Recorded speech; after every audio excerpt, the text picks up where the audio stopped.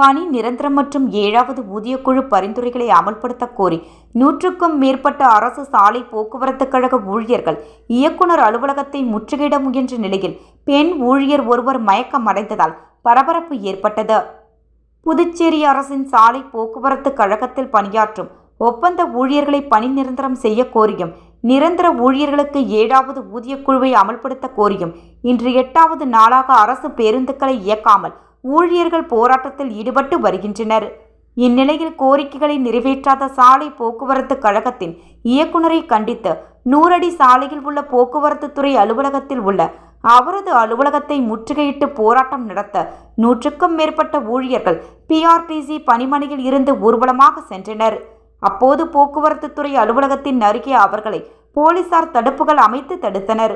தொடர்ந்து அவர்கள் அங்கு இயக்குநரை கண்டித்து கண்டன கோஷங்களை எழுப்பி போராட்டத்தில் ஈடுபட்டனர். அப்போது போராட்டத்தில் ஈடுபட்ட சிவசக்தி என்ற பெண் நடத்துனர் திடீரென மயங்கி விழுந்தார்.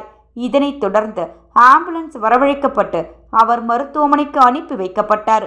இதனால் போராட்ட களத்தில் சிறிது நேரம் பரபரப்பு ஏற்பட்டது.